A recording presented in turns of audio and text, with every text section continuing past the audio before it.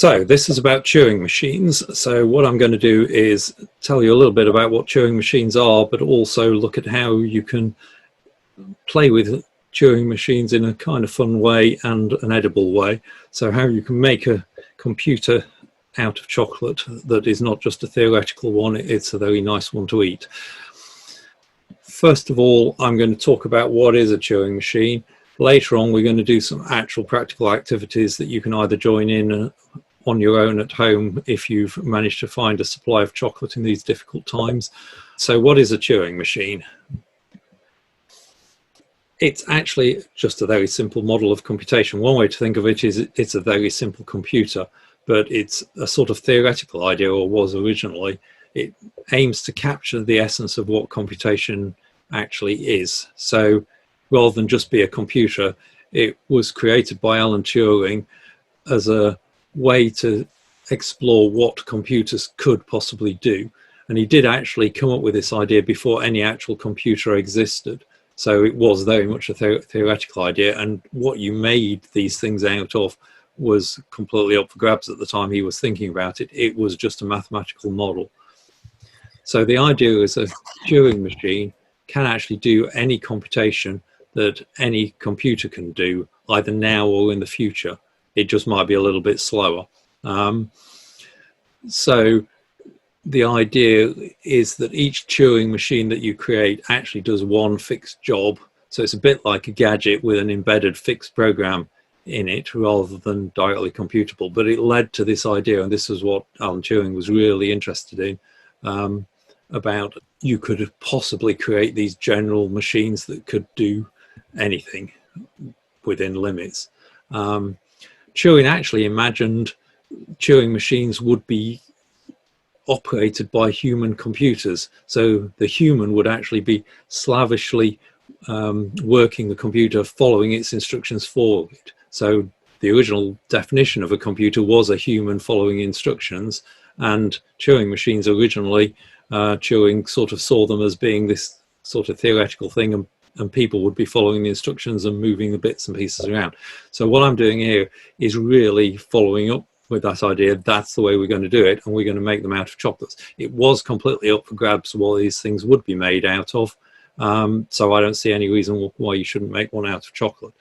So what does a Turing machine look like? Well, something a little bit like this.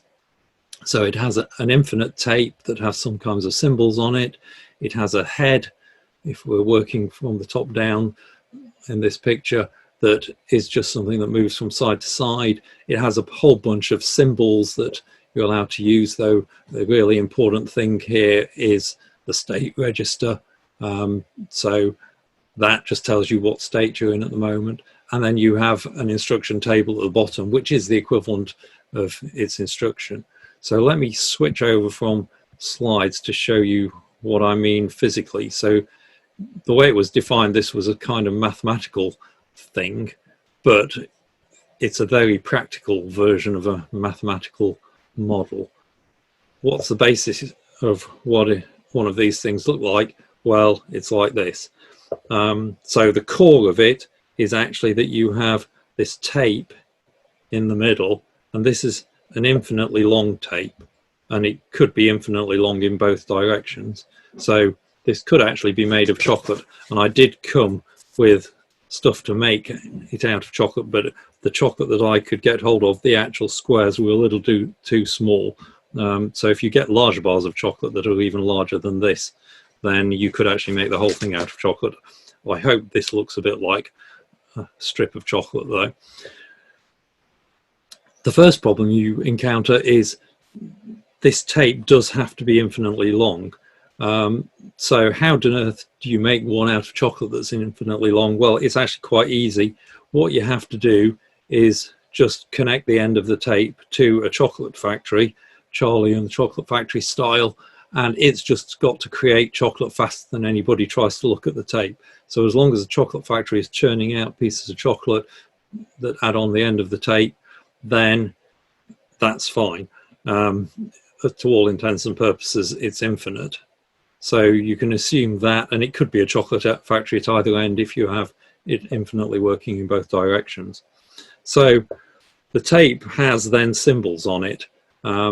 So in this case, I'm using chocolate buttons as my symbols, and that is your kind of initial data that you set up an initial tape that has some patterns on it of whatever your symbols are. So it just so happens one of the chocolate companies does at the moment produce binary chocolate buttons that come in milk and white chocolate, so they're perfect for doing this kind of thing on a chocolate machine.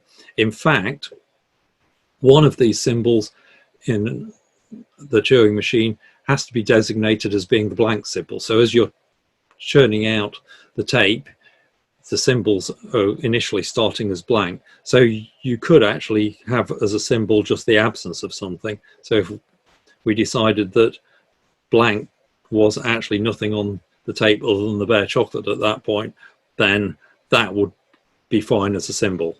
For now, I'm going to use actual buttons just because this is more chocolate and I have to eat all of this chocolate at the end because nobody can touch it after I've touched it, and the more chocolate the better.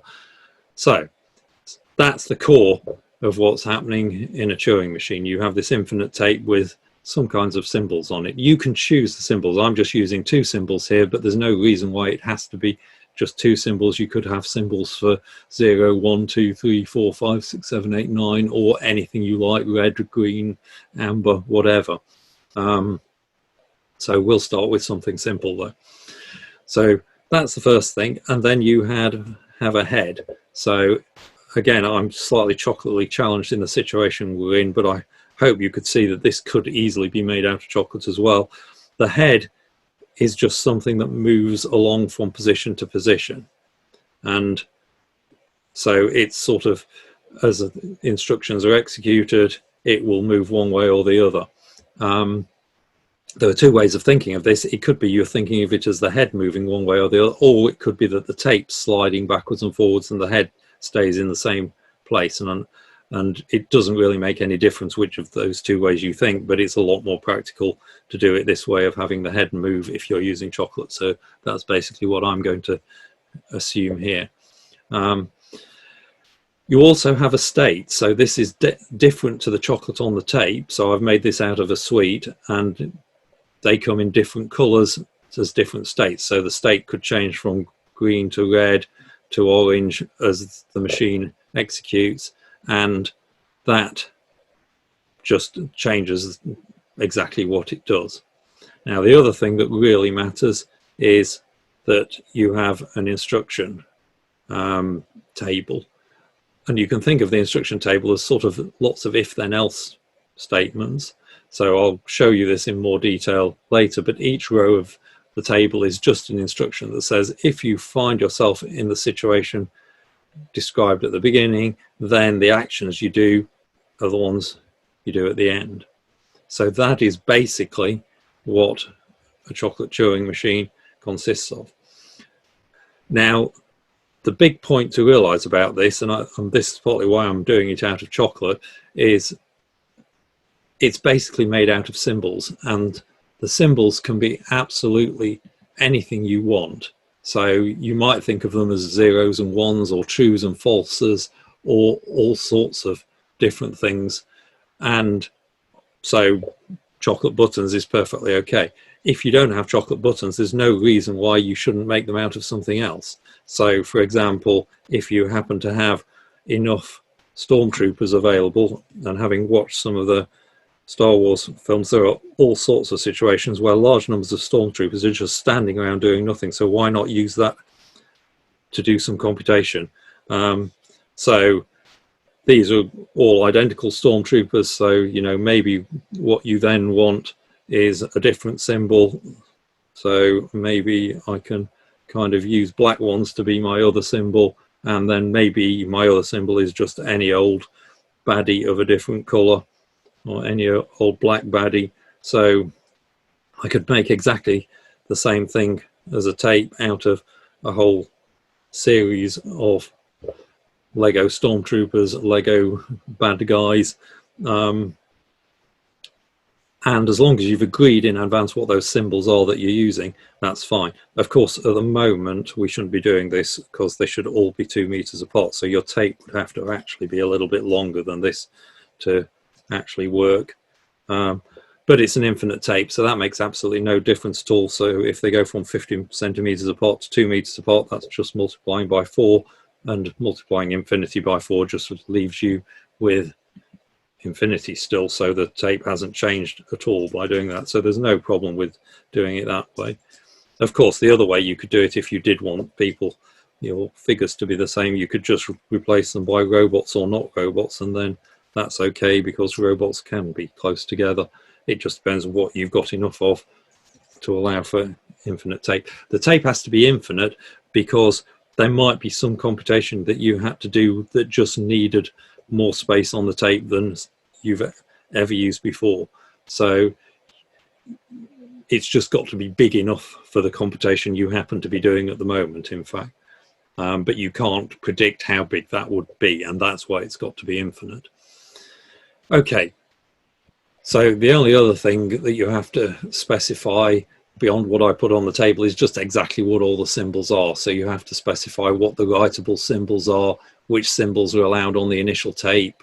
Is that all of the symbols, or is there only a subset that could be on the initial tape? You have to pick one to be your blank symbol, which could just be no chocolate button there.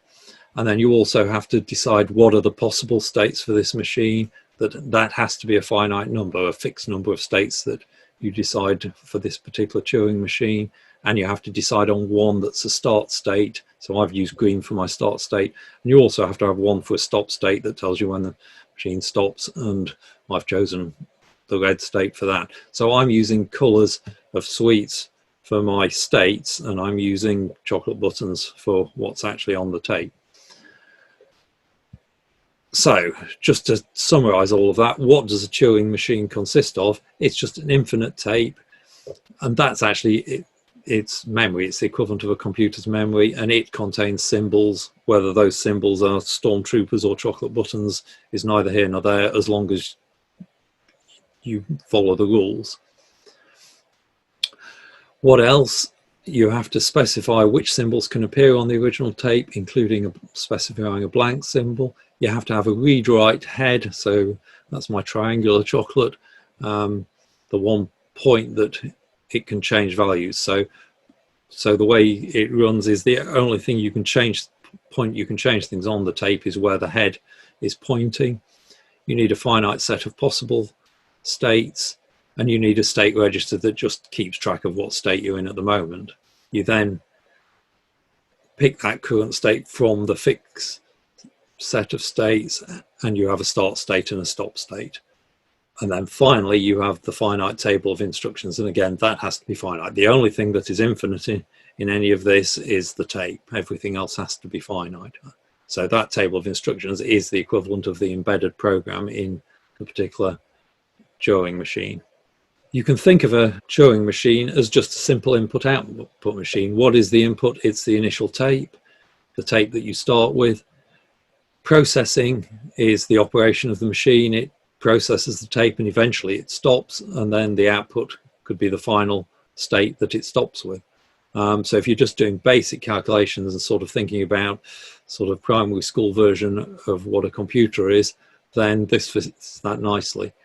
I should say Turing machines are on the A-level syllabus, but I see no reason why it should be taught only at A-level. I was taught it second year of university, I think, or possibly third year of university, but actually I learned about it, I'm pretty sure, when I was 13 or 14, just from recreational maths books. And the idea is very simple. So it's actually a very simple model of what we mean computation and computers to be about.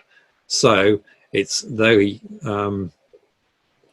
I think a very good fun kind of thing to do with younger kids as well. I would give a health warning with that. I'm using a simplified version of the Turing machine. You can change the details in all sorts of ways, in ways I've sort of mentioned already. For example, you could specify that tapes have to be infinite in both directions or just in one. It might be the tape head that moves, or the tape that moves all the head that moves, and there's lots of minor details like that don't really change what's going on. But if you're thinking about this for exams, then you need to know exactly what your particular exam board is specifying it as. If you're doing it just for the fun of it, then it doesn't really matter which of these choices you actually go for.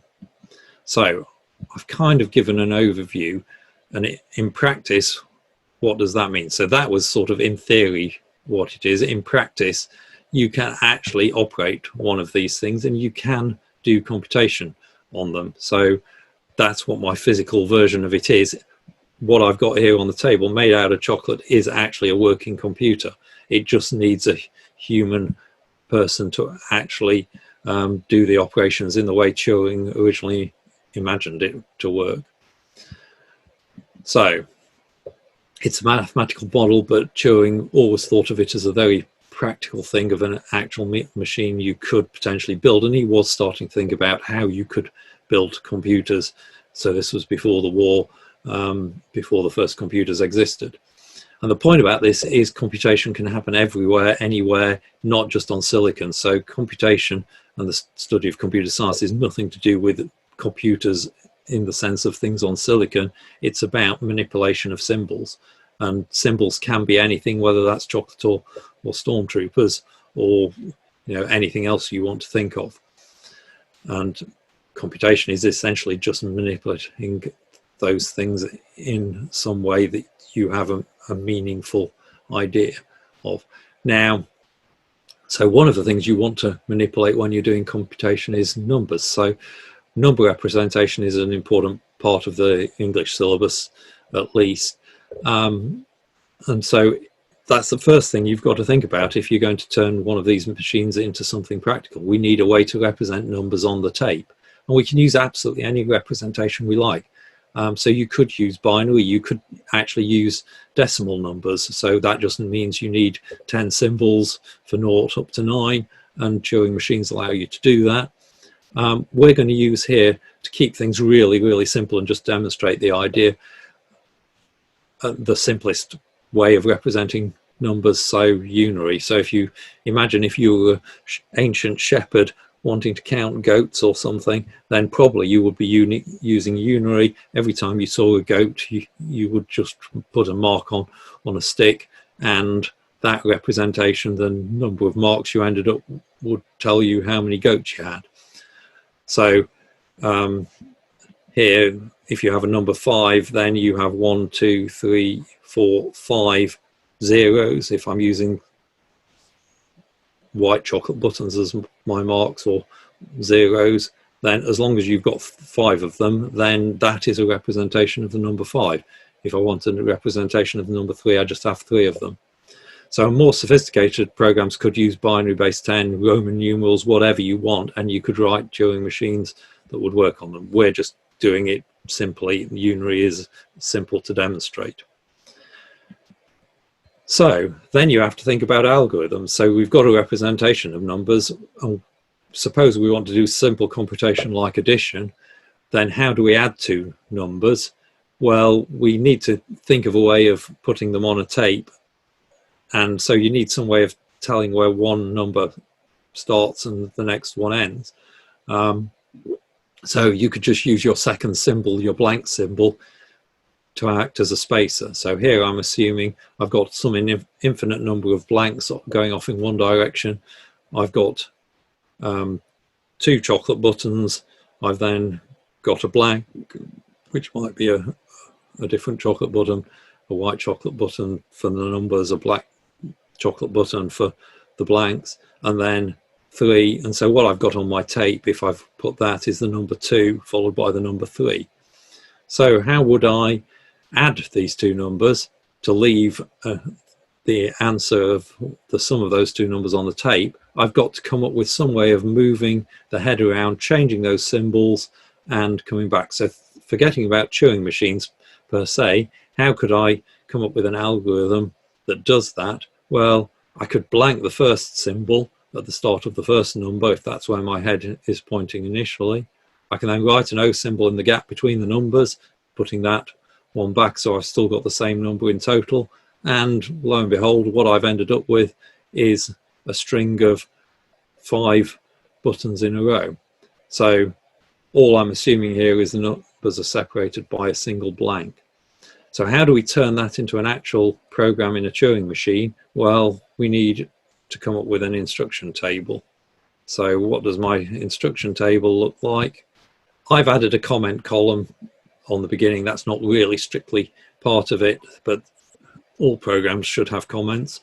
So we've got 3 different rules here, and each one is an if-then rule. So the if applies on the first 2 columns. If you're in a particular current state with a particular symbol on the tape under the head, then you take some actions. What do? You write a new symbol, you move the head, and you change to a new state.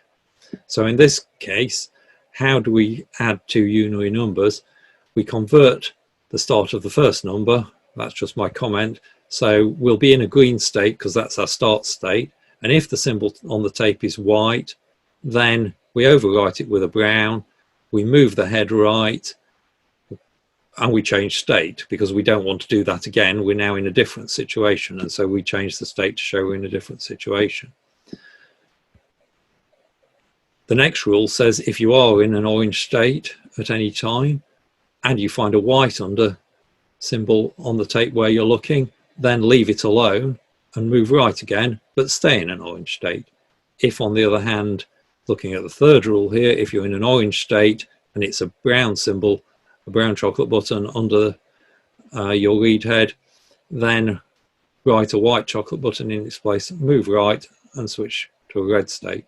So essentially what we've got here is the table is acting just as a finite state machine. So for people who know what finite state machines are all about, you can think of it as sort of a transition diagram.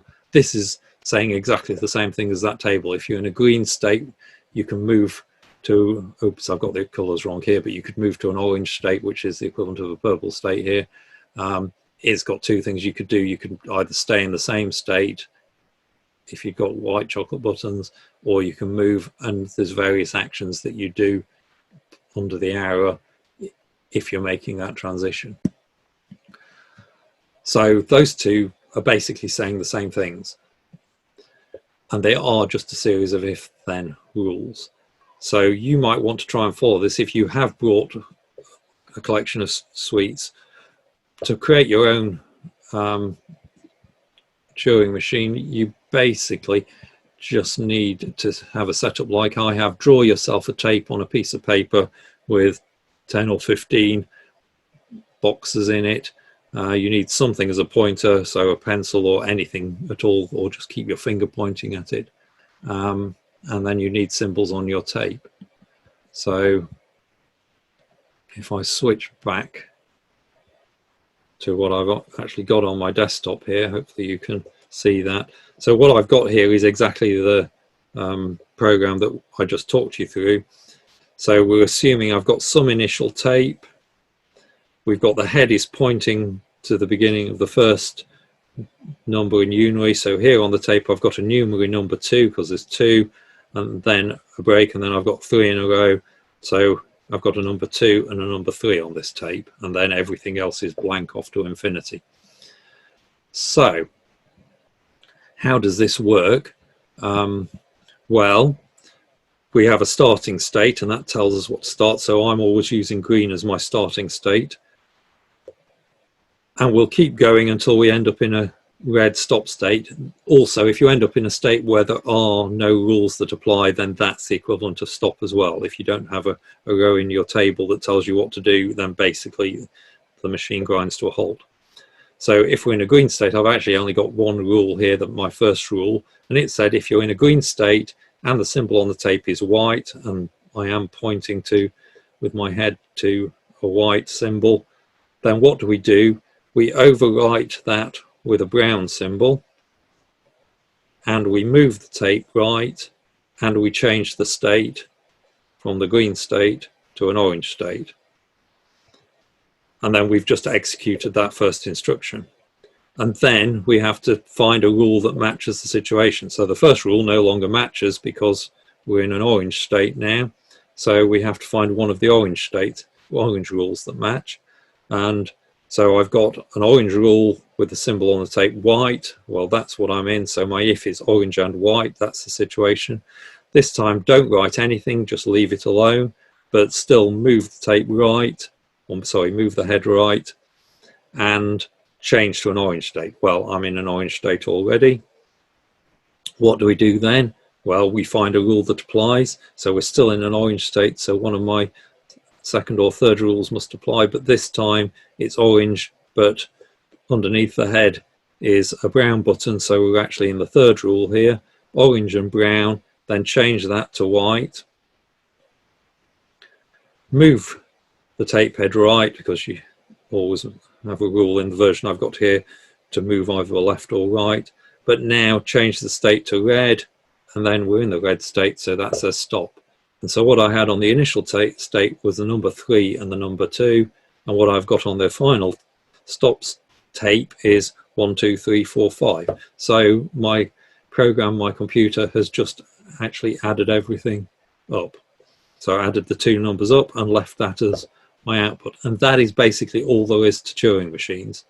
They are just very simple versions of computers, so it's a really good way of just exploring and understanding what computers actually do.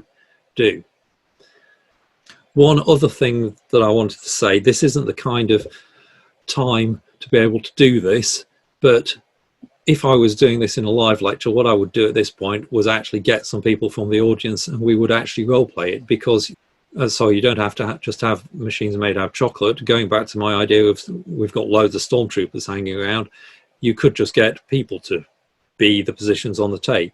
So actually, if I go back to the tabletop, if you imagine my Lego figures were actually students pulled out of the audience, how do you make a tape? Well, you just give each of those people something to hold that tells them what symbol is on their tape, and you have, well, not an infinite number of them, but just line the people up, and then somebody else can act as the tape head. So maybe you have somebody else who keeps track of where exactly the tape is, and they walk backwards and forwards in front to keep track of what's actually going on. And you have the program sort of up on the board behind, and you might have somebody else that's holding a different thing, colored thing, and they're keeping track of the state, and they just have colored boards. So you could actually act out a computation on the Turing machine. One of the things that I actually do, I actually have hats for this as well, and this hat's too big to actually show, but this is a perfectly triangular hat. And so what you could, instead of having a person keep track of where the tape head is, you could actually just give a hat to the people. So stormtroopers don't actually like it when you do this, but you could just move the hat around from place to place, and that would tell you where the tape head is at the moment. So there's all sorts of ways you can have fun doing this, acting it out for real, either with Lego stormtroopers or with real children standing 2 meters apart if necessary, but actually computation happening on people. So there's all sorts of ways you can do this. Something else, I won't go into the details of this, but there's another way, lots of different algorithms for adding 2 unary numbers. I deleted the first mark in the unary number and then filled in the middle. You could instead want to leave the number starting in the same place, so perhaps you might want to delete blank the last symbol at the end of the second number and then go back and write an O in the gap.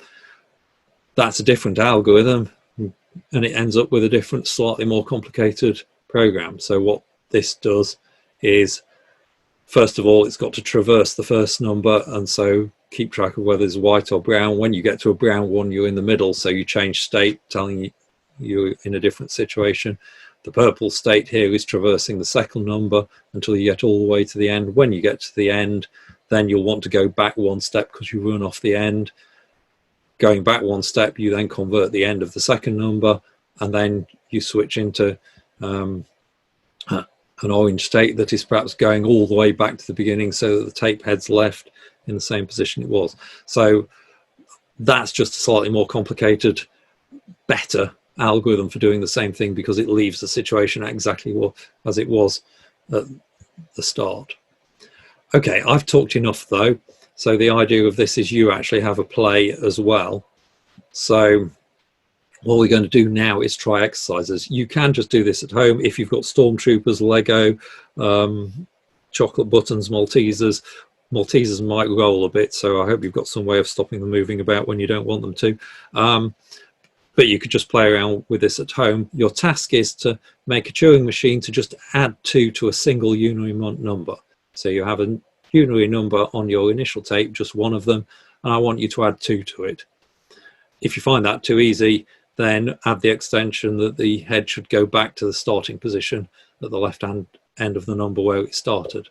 If you do that, then another challenge you can do is try and work out how to make a Turing machine that doubles a binary number, so that machine can have 3 symbols, not just 2, just to demonstrate you can have more than 2 symbols, so blank, 1 and 0.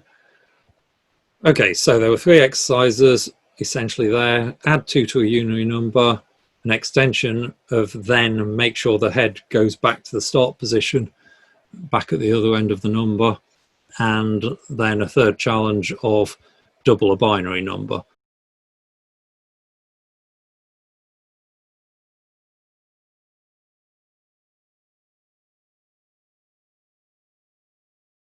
So let me just go through the tables of how you would actually potentially do those. You may have come up with a slightly different version of these. So just adding 2 to the end. So basically that's very similar to the first part of what we were doing in my first instruction table. I just need 2 states. One is my initial state, and its job is to get me to the end of the first number. So the green state, wherever you're on a white, you just keep moving right until you hit a brown symbol, and that means you've just got to the end of your unary number. At that point, you do something different. You have to change state, and because you're at the end of the number and we're trying to add to the end of it, you add 1. So that just means change one of the brown that you're pointing to into a white. But we've only added 1, so we keep going right, and now you're looking at a brown again. So we just need to do that again. We just turn another 1 from brown to white, and we've just added 2 onto the end of the number. So unary is really easy if you're just doing addition, because it's just sort of joining numbers together or adding extra ones on the end. So if you want to get back to the beginning, you're essentially doing this, but you just need some more states before you switch to the red state. And so the first part of this is essentially the same, but instead of changing to the red state, I change to a new purple state whose job is to get me back to the beginning. And now with every move, I go back the other way. And whether it's then if it's white, then we just keep going back and don't do anything. When we finally get to a brown, we've just run off the other end of the number, so we just need to move back right one place to put ourselves in the same situation we were originally, with the head actually pointing to the beginning of the number, not pointing off the end of the number. So essentially that's the same. And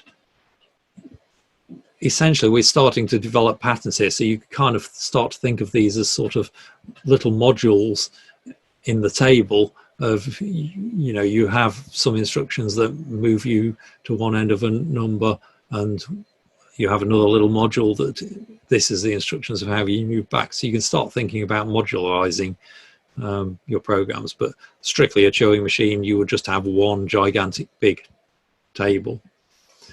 How do you do binary double? Well, actually that's really easy. So first of all, you have to think about the algorithm, never go straight into the program. To double a binary number, you just have to add a 0 on the end. And the properties of binary mean that that is multiplying by 2. So how do you do that? You just have to scan to the end of the number using similar method to the ones we were before, when you get to the end of the number, you're pointing to a blank round, so which in this case is a blank, and you want to stick a 0 on the end, so you just overwrite the blank with a 0, and now you've got a double binary number, and then you just need to go left a lot in the same way as we had basically the same situation, but now you've got 3 state 0s and 1s to keep moving over, and blanks, the point when it tells you you've got to the end, so you stop at the blank but just shift the cursor, the head back again. Okay, so let me just finish with a little bit of theory, which is really what this was all about when Alan Turing was inventing this. So what Alan Turing was really interested in was trying to understand what a machine could possibly do. So if we invented computers and got them to work, what would be the limits of what they could do? And he was also interested in sort of solving or addressing a mathematical problem of the day, which was about basically what is possible. And this is to do with formal systems, and can you sort of ever have something that's uncomputable, is essentially what it boils down to in a computing concept. Are there things that's impossible for a computer to ever do? But there was more than that, really. But so the point about Turing machines is what I've just described here, whether it's made out of chocolate or what it's made out of, is as powerful as any computer that could ever be invented that's a standard everyday computer. So modern computers are a lot faster, but they can't do anything my Turing machine couldn't do. I could write a Turing machine to do anything you've seen any computer ever do so far, and anything that traditional computers could ever do in the future. So they can basically compute any computation that it's possible to do. And you can sort of think about this in terms of sequence selection and repetition. So the 3 core parts of the plumbing of programs. If you've got sequence selection and repetition, you can do everything. And Turing machines have sequence selection and repetition. So sequence is exactly what's happening when you move from one rule to another. You're using the states to say, okay, after this instruction, do the next one. Repetition's happening when you're going, even on a single instruction, staying in the same state, but you could do it over groups of states where you're going back to the earlier state and doing the same thing again. And the whole thing is based on selection. That all the rules are if then else statements. And if you've got that, so this is a sort of powerful theorem, rule of computation, that if you've got those 3 things, basically you can do any computation there is. And this dates back to Turing machines, and Alan Turing kind of created the Turing machine to demonstrate this basic idea that anything a Turing machine can do can be done. So the only problem is it's slow, and you end up getting very fat if it's made of chocolate, but otherwise it can compute anything a modern computer can do. All of the Turing machine programs we've seen so far, the idea was the program is completely built in. So you write a program to do a specific task. But Alan Turing came up with this idea of a universal Turing machine. It's possible to write a program to simulate a Turing machine on a modern computer. So I'm taking this backwards to the way that he was thinking. But you can imagine, and this is quite a good activity for somebody who can program, gets you into ideas of sort of simulators and compilers and interpreters, but it's possible to write a little program that simulates Turing machines on a computer. The only thing you've got a problem with is the infinite tape, but as long as you make it longer than any of your problems ever need, you may never bump into that problem. So we're working backwards here from that idea. What Turing had as the original idea was actually you could create a universal Turing machine. You could come up with a Turing machine that had a program that could allow it to do absolutely anything, so that you didn't have to have the separate instruction table. You could have one universal instruction table, and that would allow you to just use the tape to give you initial programs, and one machine could do anything, as opposed to what we've got at the moment, with the Turing machines is you could create a Turing machine to do anything. He's now saying there is a universal Turing machine, and that one Turing machine can do absolutely anything any other Turing machine or any other computer could possibly do. So he called this U, or universal. And essentially the idea is it simulates all other Turing machines. So I'll just give you a sort of sketch of the idea of this. How do you do this? Well, you put everything on the tape. What does that mean? You need an a representation of the instruction table on the tape. So you need to specify each rule on the tape, but all the rules are sequences of symbols. So you just have one place on the tape for each of my columns in the table. So if you're in a green state and you see a white button, then replace it with a brown button, move in a particular direction. So you've got an arrow symbol now we're introducing, and change the state to some other state. And then you need some separator perhaps, so that you can keep track of where one starts or the next ends. So actually, if they're all the same length, you may be able to get rid of that. So what you now need is your universal Turing machine just to be able to scan across this bit of the tape to interpret the instructions and then go and do it on the tape elsewhere. You also need somewhere on your tape a specific place where you put a representation of the current state. So you just have one symbol on the tape now for each possible instruction. And then somewhere else on the tape, you have exactly the initial tape that you would have had normally. So now you've got exactly what you had originally, the initial tape, but you've also got on that tape somewhere else a representation of the current state and a representation of the instruction table.